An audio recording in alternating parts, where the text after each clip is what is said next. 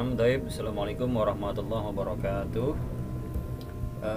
Ya, baik anak-anak. Sekarang kita masuk ke dalam bab selanjutnya, yaitu bab 3 ya. Bab 3 dalam ilmu kalam, yaitu tentang sifat wajib, sifat mustahil dan jaiz bagi Allah. Nah, KI3 ini memahami pengetahuan faktual dengan cara mengamati dan menanya berdasarkan rasa ingin tahu tentang dirinya. Oke. Makhluk ciptaan Tuhan dan kegiatannya dan benda-benda yang dijumpainya di rumah, di sekolah dan tempat bermain. Nah, di sini ada garis besar berdasarkan rasa ingin tahu tentang dirinya. Banyak orang yang tidak mengenal siapa dirinya, untuk apa dirinya diciptakan. Banyak orang yang lalai dalam mengetahui tentang dirinya, ya, tentang diri. Dia tidak tahu dirinya itu seperti apa gitu. Jarang orang yang mengetahuinya, ya. Lalu bagaimana caranya? Ya, caranya banyak berkholwat, banyak menyendiri. Terus yang keempat, kompetensi inti yang keempatnya, keterampilan. Di sini kalian menyajikan pengetahuan faktual dalam bahasa yang jelas, sistematis dan logis. Yang logis ya. Dalam karya yang estetis, dalam gerakan yang mencerminkan anak sehat, dan dalam tindakan yang mencerminkan perilaku anak beriman dan berakhlak mulia. Lalu KD3-nya menganalisis sifat nafsiyah, salbiyah, ma'ani dan ma'nawiyah serta sifat jaiz Allah. Yang keempatnya mengkomunikasikan hasil analisis tentang sifat nafsiyah, salbiyah, ma'ani dan ma'nawiyah serta sifat jaiz Allah. Tujuannya, setelah menganalisis dan mengkomunikasikan materi pelajaran, nah kalian dapat menunjukkan keyakinan akan kebenaran iman kepada Allah, sifat nafsiyahnya Allah, salbiyah, ma'ani dan ma'nawiyah serta sifat jaiz Allah. Yang kedua, menunjukkan rasa syukur yang benar. Nah, rasa syukur ini bukan berarti kita hanya sebatas mengucap alhamdulillah, alhamdulillah, alhamdulillah, tidak, ya. Harus direalisasikan dalam kehidupan sehari-hari bentuk syukurnya. Lalu yang ketiga, memahami sifat nafsiyah, salbiyah, ma'ani dan ma'nawiyah serta sifat jaiz Allah Subhanahu wa taala dengan benar. Ya. Yang keempat, mencari informasi lanjutan baik melalui membaca sumber lain, mengamati keadaan sekitar terkait dengan masalah iman dan sifat wajib Allah dengan benar. Peta konsepnya, sifat wajib, mustahil dan jaiz bagi Allah. Pertama adalah yang dibahas tentang makna iman kepada Allah, lalu mengenal sifat-sifat Allah, sifat nafsiyah, salbiyah dan ma'nawiyah bagi Allah, lalu sifat mustahil bagi Allah, dan yang terakhir sifat jaiz bagi Allah, ya. Oke. Di sini ada prawacana, silahkan nanti dibaca masing-masing ya. Intinya dalam prawacana ini Allah itu memiliki 20 sifat wajib, ya. Nah, uraian materi. Yang pertama, yang A, makna iman kepada Allah. Iman artinya kan percaya, belief, ya. Belief of God. Percaya kepada Allah. Yang namanya percaya, sebatas percaya doang, itu tidak, baru level pertama gitu ya. Baru tahapan pertama. Tahapan keduanya adalah yakin. Nah, untuk mencapai level yakin ini sangat luar biasa susahnya, ya. Yakin. Jadi kalian harus yakin seyakin-yakinnya bahwa Allah itu ada. Iya, bukan percaya. Level pertama percaya, yang kedua adalah yakin. Yakin segala-galanya bahwa adalah Allah semua yang melakukannya. Ya, kita manusia hanya sebatas manifestasi gerak dan perbuatannya Allah. Gitu, ya. Ini iman kepada Allah. Lalu iman itu ya secara istilah membenarkan dengan hati diucapkan dengan lisan dan diamalkan dengan tindakan, ya. Pengamalan tindakan tentang masalah iman atau yakin itu betul-betul harus sering diasah, ya. Harus sering diasah masalah keyakinan dalam hati. Yakin bahwa kalian itu diciptakan oleh Allah, tidak disia-siakan oleh Allah. Kalian harus yakin, ya. Meskipun sekarang kan lagi zamannya pandemi seperti ini, pandemi COVID ini, kamu harus yakin bahwa ya semuanya adalah dari Allah dan akan kembali kepada Allah. Dan yakin juga kalau tidak mungkin selama-lamanya virus ini akan selalu ada. Enggak, yakin sama Allah gitu.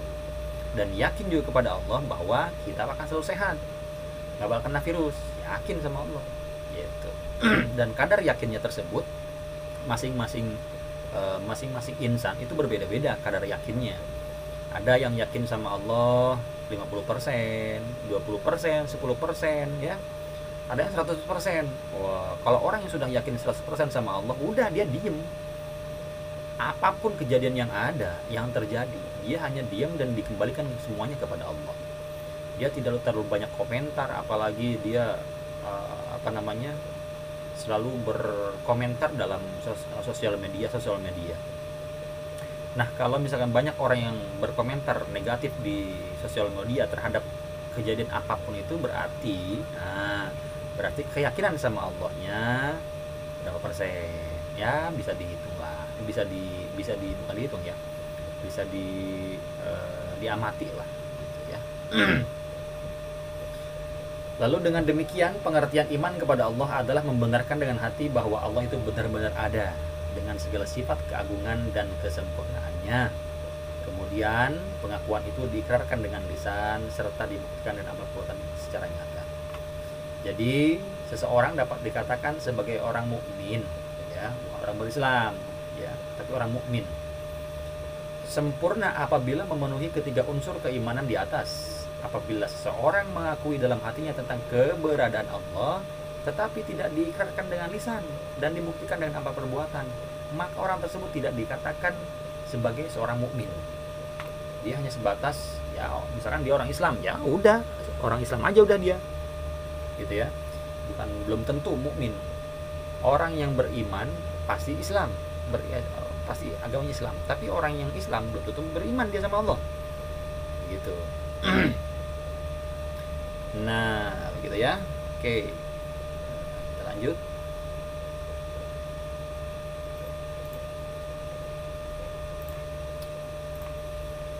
Yang dimaksud iman kepada Allah adalah membenarkan adanya Allah dengan cara meyakini dan mengetahui bahwa Allah Subhanahu wa taala wajib adanya karena zatnya sendiri, yaitu wajib al-wujud li zatihi, tunggal, ya, dan esa. Zat yang maha kuasa, yang hidup dan berdiri sendiri, yang qadim dan azali untuk selamanya. Dia maha mengetahui dan maha kuasa terhadap segala sesuatu, berbuat apa yang ia kehendaki, menentukan apa yang ia inginkan. Tiada sesuatu pun yang sama dengannya, dan dia maha mengetahui berdasarkan firman Allah. Bismillahirrahmanirrahim.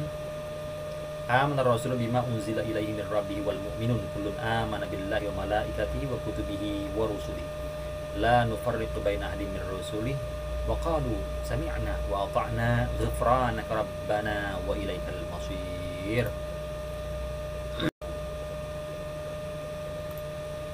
Artinya, Rasul telah beriman kepada Al-Quran yang diturunkan kepadanya dari Tuhannya. Demikian pula orang-orang yang beriman, semuanya beriman kepada Allah, malaikat-malaikatnya, kitab-kitabnya, dan rasul-rasulnya. Mereka mengatakan kami tidak membeda-bedakan antara seseorang pun dengan yang lain dari rasul-rasulnya. Dan mereka mengatakan kami dengar dan kami taat. Mereka berdoa, ampunilah kami ya Allah Tuhan kami, dan kepada Engkau lah tempat kami kembali. Quran surah Al-Baqarah ayat 285. Lalu yang selanjutnya Quran surah An-Nisa ayat 136. Bismillahirrahmanirrahim.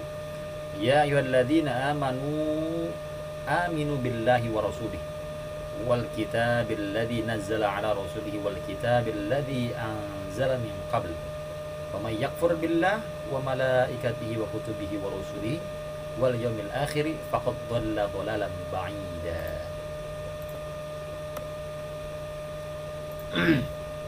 Artinya wahai orang-orang yang beriman. Di sini yang pertama orang beriman lagi, yang kedua orang beriman lagi. Jarang kalian kita menemukan di dalam Al-Qur'an ya ayyuhal muslimun, jarang ya. Kebanyakan ya ayyuhalladzina amanu gitu. Wahai orang-orang yang beriman, tetaplah beriman kepada Allah dan Rasulnya. Tetap, di sini ada kata tetaplah beriman kepada Allah dan Rasulnya, dan kepada kitab yang Allah turunkan kepada Rasulnya, serta kitab yang Allah turunkan sebelumnya. Nah, kata tetap di sini artinya hati ini iman sama Allahnya, keyakinan sama Allahnya kadang yazid, kadang yankus, kadang bertambah, kadang berkurang. Nah, gimana caranya? Kita tuh harus tetap apa namanya ya? Harus tetap iman sama Allah, kadar keimanan jangan sampai menurun gitu. Kalau bisa tetap di 100%. Nah, gitu ya. Yakin sama Allahnya, harus tetap sama Allah itu 100%. Gitu. Barang siapa yang kafir kepada Allah, malaikat-malaikatnya, kitab-kitabnya, rasul-rasulnya dan hari kemudian, maka sesungguhnya orang itu telah sesat sejauh-jauhnya. Allah Akbar.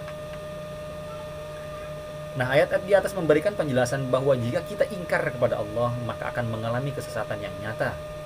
Orang yang sesat tidak akan merasakan kebahagiaan dalam hidup, gelap ya. Gelap dia kehidupannya.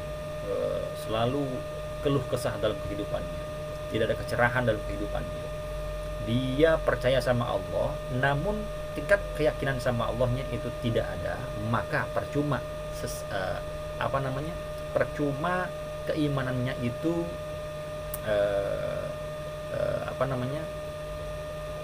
artinya gini, orang yang beriman sama Allah lalu yakin sama Allah, keyakinannya itu dia tidak 100%, artinya 0%, dia hanya cukup beriman sama Allah, maka kehidupannya itu dia akan selalu merasakan gundah gulana gitu. Jadi gimana ya, buat banget, tidak tenang kehidupannya ya, tidak tenang, artinya pokoknya panas aja dah hatinya tuh, sama orang tuh julid terus gitu kan. Wah, nggak gini lah, nggak recommended banget orang seperti itu. Nah, lanjut. Oleh karena itu, beriman kepada Allah sesungguhnya adalah untuk kebaikan manusia sendiri ya, untuk kebaikan manusia sendiri. Jadi, iman kepada Allah adalah mempercayai adanya Allah beserta seluruh keagungan Allah dengan bukti-bukti yang nyata kita lihat, yaitu dengan diciptakannya dunia ini beserta isinya. Wah, luar biasa ya. Nih, orang-orang ateis itu akalnya sudah hilang tuh, orang-orang ateis itu. Sudah tahu ini bumi ini bumi ini itu diciptakan sama Allah. Ada penciptanya. Tidak mungkin ada sendiri, itu nggak mungkin. Ya. Oke, lanjut. Dalam menit, baru 4 menit. Mengenal sifat-sifat Allah. Nah, mengenal Allah itu hukumnya fardhu ain. Fardhu ain loh bagi tiap-tiap mukmin. Apabila seseorang itu tidak mengenal Allah, maka segala amal baik baktinya tidak akan diterima oleh Allah. Mengenal Allah tidak dapat kita lakukan dengan cara memahami sifat-sifatnya. Sifat-sifat Allah terdiri atas 3 sifat, yaitu sifat wajib, mustahil, dan jaiz. Nah, oke, kita lanjut aja masuk ke dalam sifat-sifat ini. Adapun seluruh sifat yang wajib yang ada pada Allah menurut Syekh Nawawi Al-Bantani berjumlah 20 sifat. Begitupun sifat mustahil, yaitu 20. Mustahil itu adalah sesuatu yang keberadaannya tidak mungkin dan tidak bisa diterima oleh akal. Sifat mustahil ini terdiri juga 20 sifat, lawannya sifat wajib bagi Allah. Dari sifat yang wajib bagi Allah tersebut dibagi menjadi 4 bagian, yaitu sifat nafsiyah, sifat salbiyah, sifat ma'ani, dan sifat ma'nawiyah. Oke, yang pertama adalah sifat nafsiyah. Sifat nafsiyah adalah sifat Allah yang menunjukkan zatnya dan bukan merupakan sifat tambahan yang ada pada dirinya. Sifat nafsiyah hanya ada satu, yaitu al-wujud. Ya, di sini menggunakan alif lam. Al-wujud, wujud artinya ada. Ada bukan dari berangkat dari ketiadaan. Ya, adanya Allah bukan berangkat dari ketiadaan. Adanya Allah, adanya Allah itu tidak bermula. Oke, adanya Allah itu tidak bermula. Ini luar biasanya. Oke, akal kita yang sangat sempit ini tidak mungkin bisa menggapai sifat wujudnya Allah. Tidak bakal bisa. Wujud itu akan ada. Kalau ada berarti kan terlihat gitu kan. Namun bukan tidak, Allah itu tidak bisa dilihat oleh mata. Ya, tidak bisa dilihat oleh mata, bahkan sampai mata batin pun tidak bakal bisa melihat. Kok bisa begitu? Oh iya, Allah itu lemah lembut loh. Allah itu ya Al-Latif. Allah itu maha lembut. Ya, saking lembutnya itu, ya tidak teraba gitu, saking lembutnya. Hanya bisa dirasakan. Beda loh antara lembut dengan halus. Nah, beda ya. Beda, makanya di dalam sifatnya Allah itu, asmanya Allah itu yang ada adalah ya Latif, ya, lembut ya, bukan halus, beda lagi. Oke, banyak sekali contoh-contoh tentang pembuktian kalau Allah itu ada, banyak sekali. Banyak contohnya seperti ini. Contohnya adanya kursi pasti ada sang penciptanya, yaitu manusia sendiri. Tidak mungkin kursi itu ada sendiri dan dinamakan bahwa itu adalah kursi, gitu kan. Nah, meskipun kursi itu terbuat dari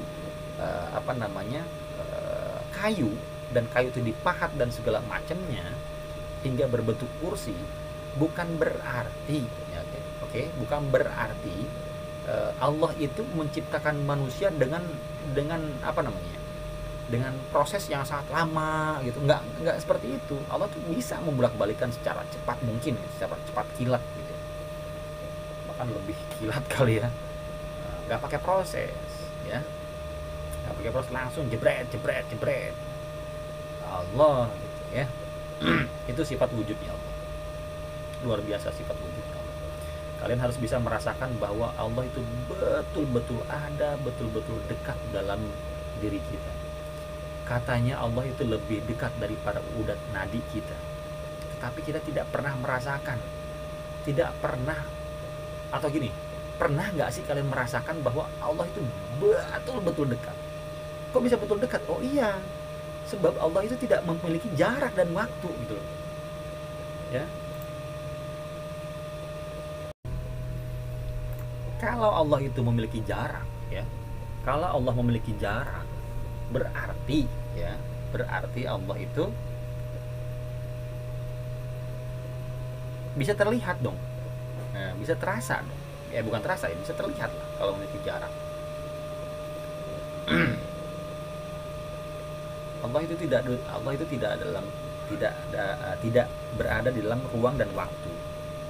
Artinya kan waktu kan menunjukkan jarak gitu kan. Adanya sebuah jarak.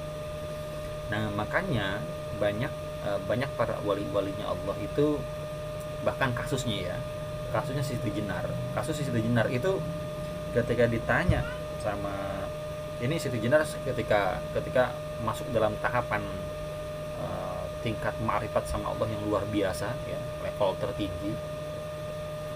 Ketika ditanya oleh seseorang, "Wahai Siti Jenar, engkau dipanggil oleh si Anu." "Siapa Siti Jenar?" Aku tidak mengenal Siti Jenar. Aku adalah Allah. Wah, sampai di situ. Aku adalah Allah.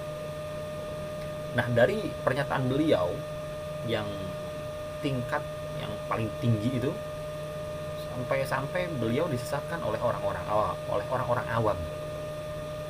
Kok bisa disesatkan? Ya, sebab orang-orang awam yang tahapan intelektual dan spiritualnya rendah itu sangat mudah sekali menyesatkan orang yang sudah intelektual dan spiritualnya itu tinggi.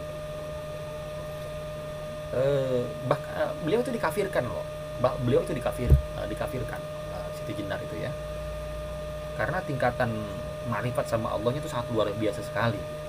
Kok bisa seperti itu? Oh iya, sebab kan Allah itu tidak memiliki jarak ya. Allah tidak memiliki jarak. Allah itu lebih dekat daripada urat nadimu. Coba bayangin, urat nadi gimana sih urat nadi itu? Tapi Allah itu lebih dekat. Bayangin coba.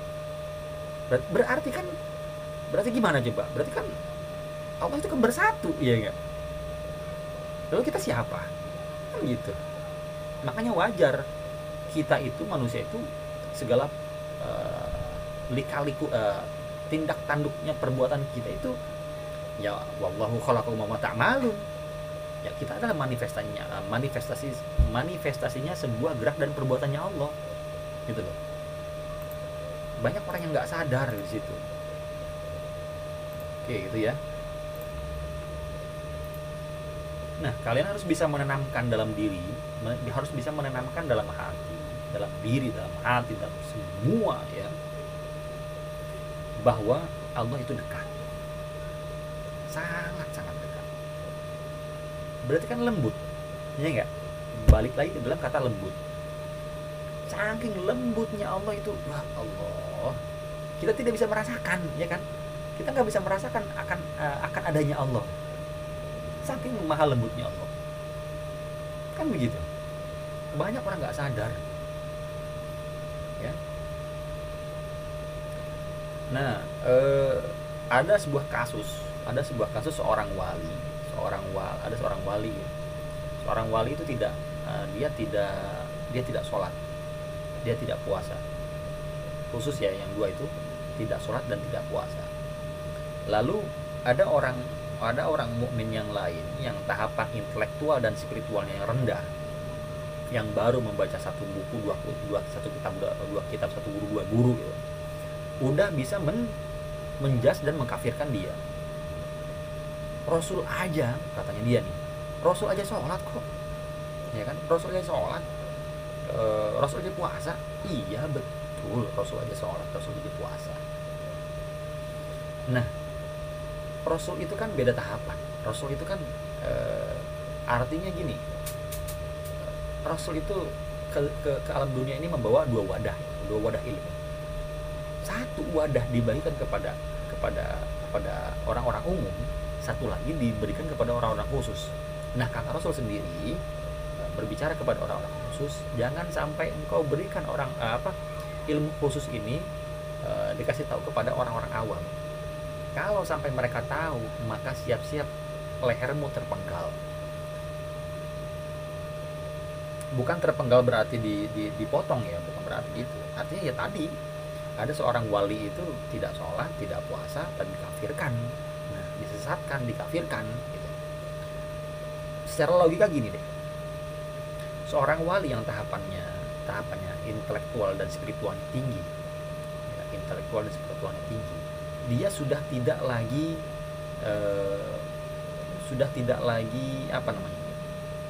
kalau sama Allah ya, kan biasanya kan orang-orang seperti itu, yang orang sudah bermakrifat sama Allah, suka mendapat ilham gitu, karena Allah itu kan al-kalam, artinya kalam itu kan ngomong terus-terusan berbicara, bukan berarti selesai Al-Quran udah aja nggak berbicara, tetap berbicara gitu.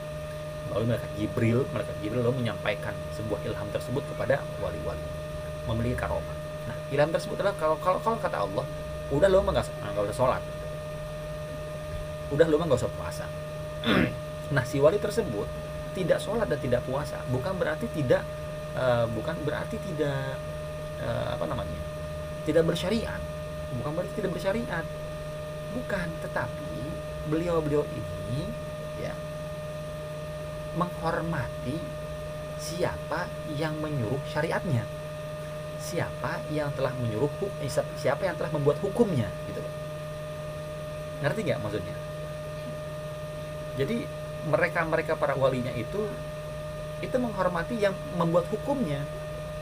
Kalau kata pembuat hukumnya ya udah nggak usah gitu kan, gitu loh. Karena sholat itu kan mohon maaf ya, ini tahapan agak sedikit tinggi. Sholat itu hanya sebuah gerakan ya.